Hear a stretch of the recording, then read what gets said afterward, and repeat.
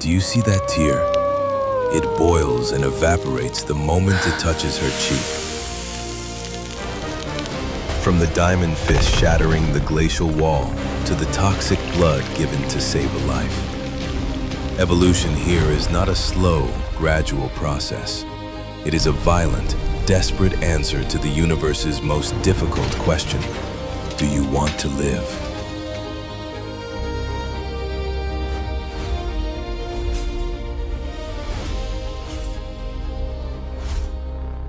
As night falls over the Sahara, the temperature plummets below freezing. Instinctively, the mother Flareon curls around her kits to share her warmth. But her internal flame sac is malfunctioning, burning far hotter than nature intended. She is no longer a source of comfort. She is a danger. A singed mark on a tiny Eevee's ear signals the breaking point. Consumed by guilt and terror, she rejects the fire that defines her.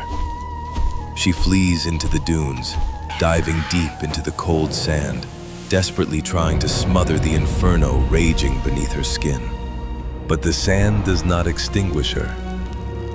Instead, the intense heat melts the silica, fusing it with her fur.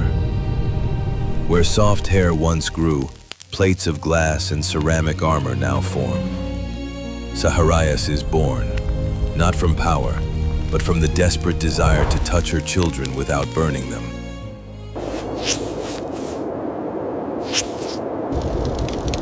The scent of vulnerability attracts a predator.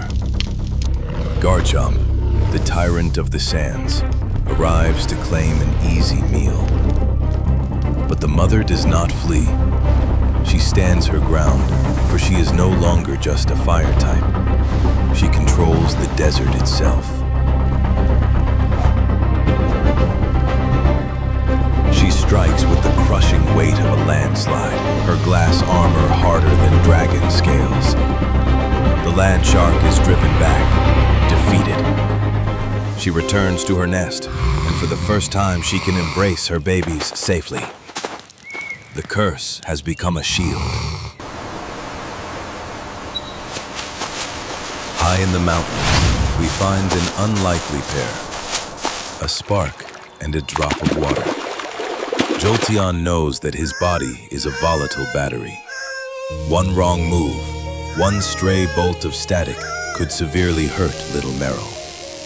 He lives in constant restraint, always careful, always distant. But the weather turns against them. A violent storm traps them in an old power station. Manectric, hungry for energy, uses its lightning rod ability to pull the storm's fury down upon them.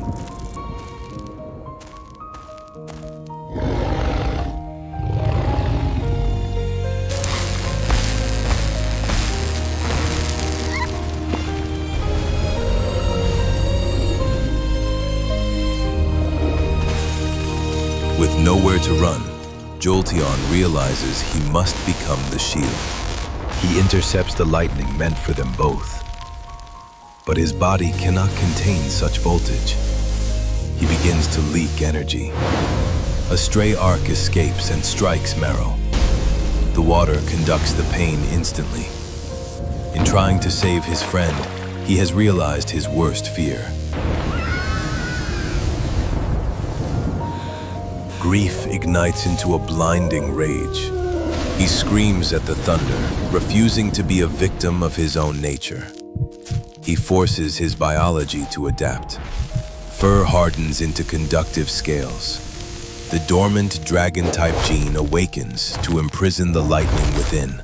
Drukius stands amidst the wreckage. His new scales insulate the power, granting him total control. He unleashes a dragon pulse, blasting Manectric through the concrete wall. The storm has been tamed. The danger has passed. He lowers his head to check on Meryl. He touches his friend with his nose. No sparks, only warmth. He lifts his friend from the ruins, walking into the sunrise. Safe at last.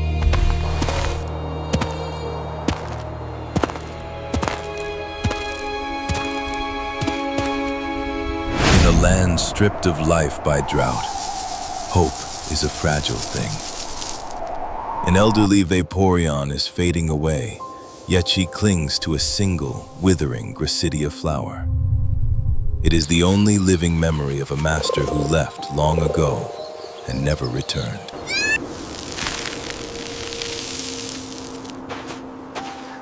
There is no water left in the soil, so she makes the ultimate sacrifice. She becomes the water. She drains the moisture from her own cells to feed the roots. Her body withers, a final gift to keep the memory alive. The Murkrow flock descends to feast on the remains. As they peck, the body dissolves. Mist rises from the dry earth. Ethereus is born, not from flesh and blood, but from the vapor of pure sacrifice. You cannot eat a ghost. The shadow of her spirit scares the scavengers away. She waters the flower with her own misty form, condensing life from the air itself. The oasis blooms once more, defying the drought.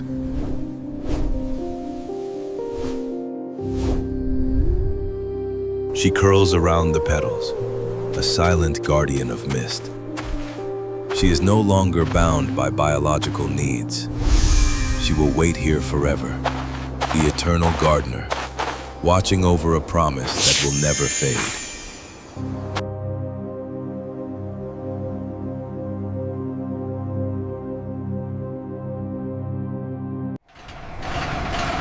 The forest is screaming. A swarm of iron Durant is devouring the ancient trees. Leafeon tries to defend his home, but his organic vines simply bounce off their steel shells. Against the cold efficiency of metal, he is too soft.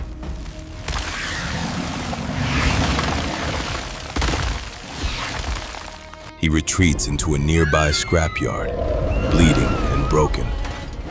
The rust from the junk enters his open wounds, burning his veins. He is dying, surrounded by the very element that destroyed his home. But in the pain, he finds a solution. To beat the metal, he must join it. He absorbs the scrap into his biology. Centurious rises. The Durant swarm attacks, but their mandibles shatter against his new armor. He cuts them down with a tail of sharpened steel. The forest is safe, protected by the very thing that sought to destroy it.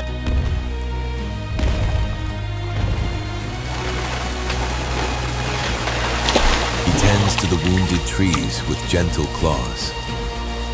Over time, moss grows on his armor, reclaiming the metal. He has become a monument, a bridge between the industrial and the natural, stronger than ever before.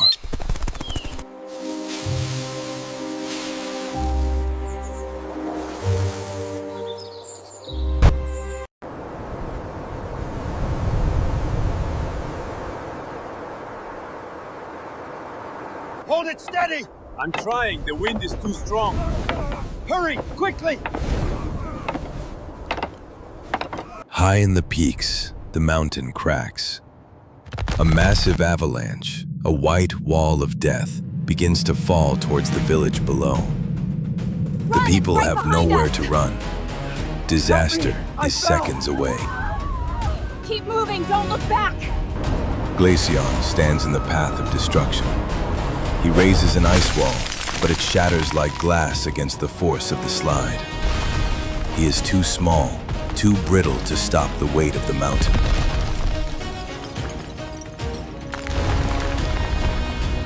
Facing annihilation, he makes the ultimate choice. He stops moving. He stops breathing. He compresses every atom in his body under immense pressure until ice turns to diamond. Dymus becomes a statue.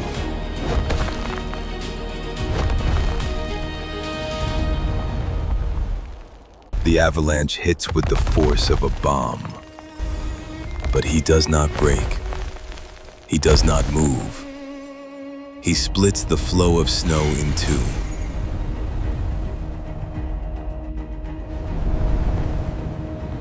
Diverting it around the village. The houses are untouched, but the price of invulnerability is high. He is frozen forever, unable to move or speak. A glittering diamond guardian on the cliff edge, eternally watching over the children he saved.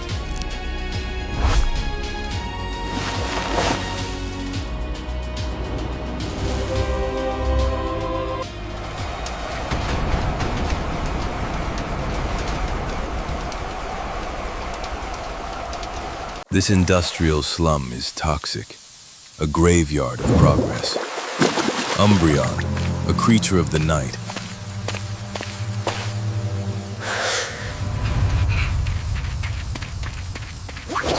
finds a Clefairy dying behind a trash can. The poison is turning her purple, and her time is running out. He has no antidote. He cannot heal her. So he does the only thing he can. He takes the poison from her. He drinks the sickness from her veins, inviting the corruption into his own body.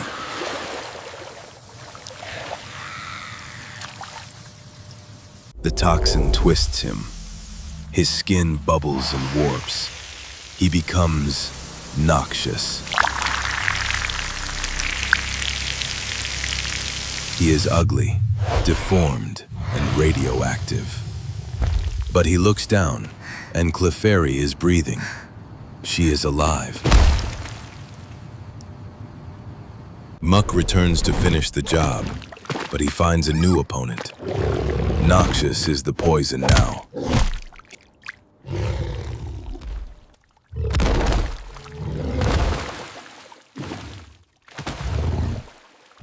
He melts the sludge monster with its own medicine, turning the toxicity against the toxic.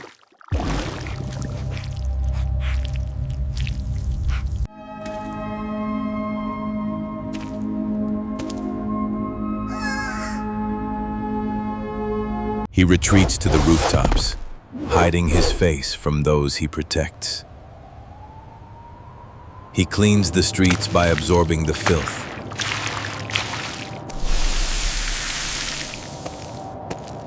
A dark hero for a dirty world, watching from the shadows.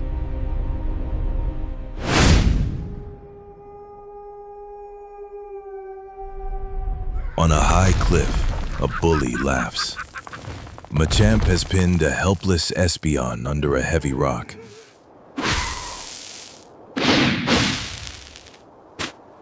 His legs are crushed. He is grounded, unable to run, unable to fight back. But the mind is stronger than muscle. Espeon looks at the vast sky above. He refuses to be grounded by gravity or cruelty. He focuses his will, and he lifts himself up. Wings of pure psychic light unfold from his back. Zepheus rises, leaving the rock behind.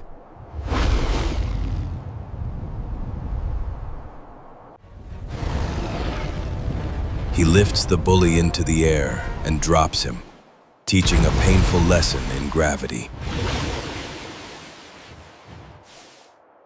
He leaves the earth behind, dancing in the stratosphere where no one can hurt him. He doesn't need legs anymore. He has the sky, and he is finally free.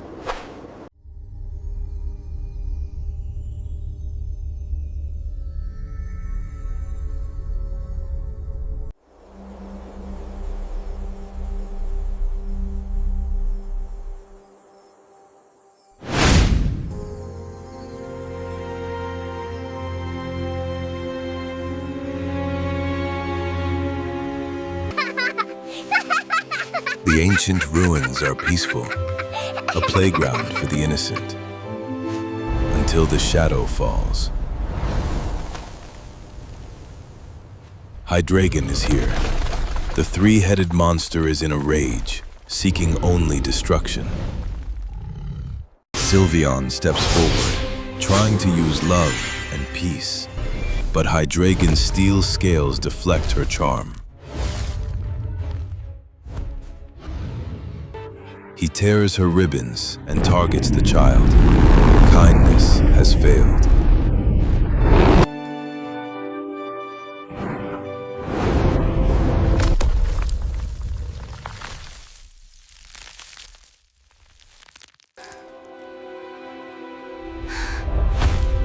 She stands up from the dust. The soft silk braids itself into hard muscle. The gentle touch tightens into a fist. Devonius is born, not to charm, but to fight. She punches Hydreigon out of the sky with the force of a meteor. She binds him with her ribbons and brings him down.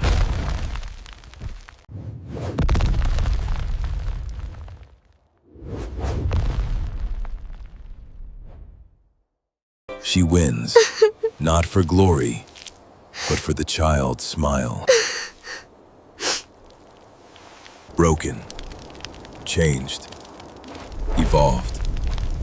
They carry their scars like medals of honor, because sometimes, to survive in this world, you have to become something else.